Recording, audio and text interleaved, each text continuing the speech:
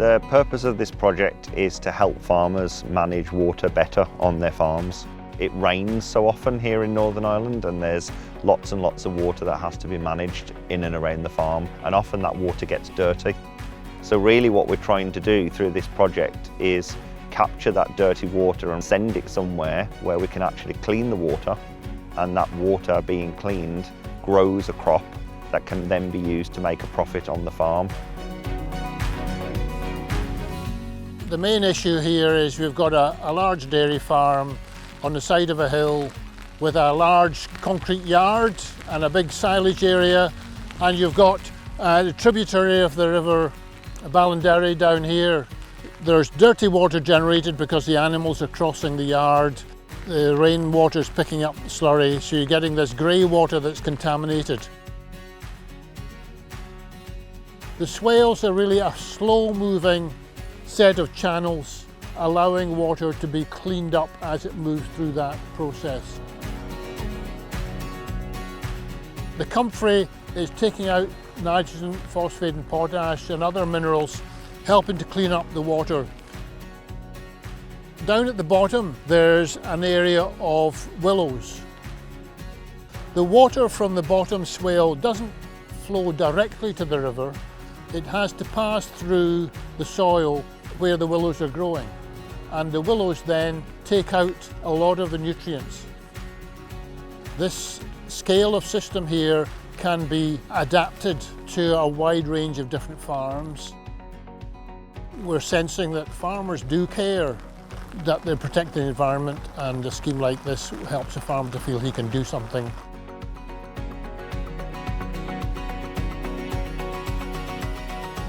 Recently I went to a farm walk held by the Ballinderry Rivers Trust, and they had this really clever swale system to clean all their dirty water, and there was a lot of comfrey and willow there. Comfrey's super simple to grow. You just take a little root cut, and it can be 1 inch to 2 inches in size. Take a spade, open your ground, pop it in, close it up and walk away and forget, and it'll just take off. You'll be surprised.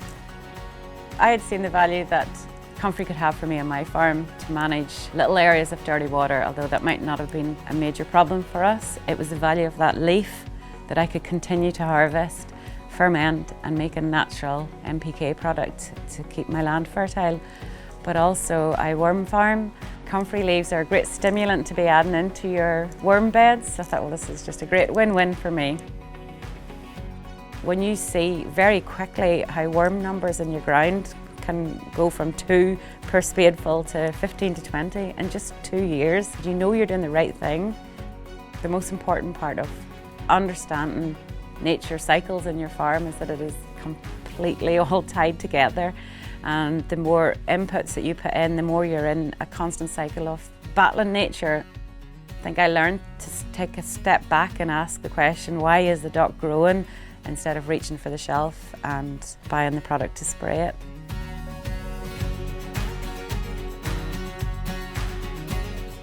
After having lived in Australia for about 10 years, we came home to take on some of the farm here and try to regenerate it.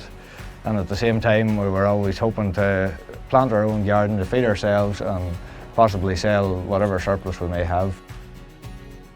We have quite a lot of springs here, and we have been sort of managing them over 30, 40 years in terms of drainage, because otherwise we would have ponds or lakes in some of the fields. About 2 years ago, we had the frame of this tunnel up, and we decided then that we would bring the spring water from the well down here and through the floor as a thermal heat sink to give us growth over the winter period. We've got about 300 metres of pipe and coiled it right through the floor, and as it comes out here on this other side and generally just trickles. Using the spring water in some way instead of letting it just head off down the river. I was very happy to be involved, and it's brought to light stuff for me that I need to use and has helped us to move forward.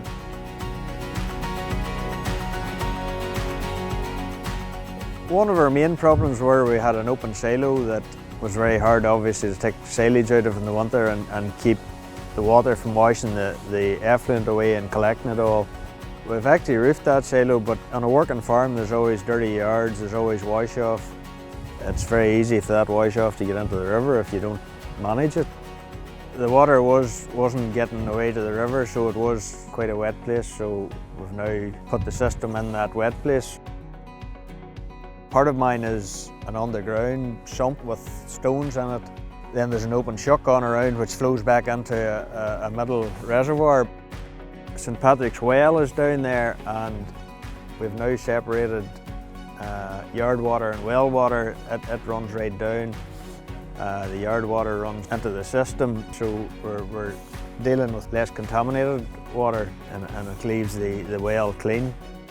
We have the peace of mind that any yard wash-off has been dealt with. It's not getting into the river now. Your nutrients aren't being lost.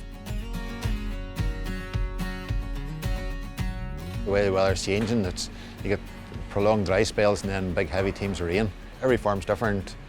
Maybe flatter ground, you're going to have less problems with runoffs. Because we're on a hill, we'll have more problems with runoff.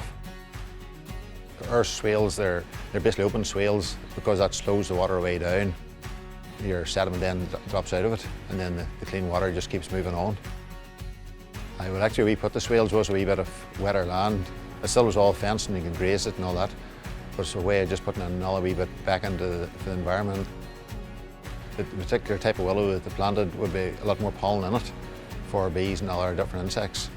So down near the swales there's always that wet area for frogs to spawn, and there's herons and things like that in it as well, and ducks. With that river we have, because there's such a lot of fish spawn and things like that in it, it'll be a total disaster if anything did happen. So it keeps that whole area of the river then clean. It's a reasonable, cost-effective way of doing something for the environment.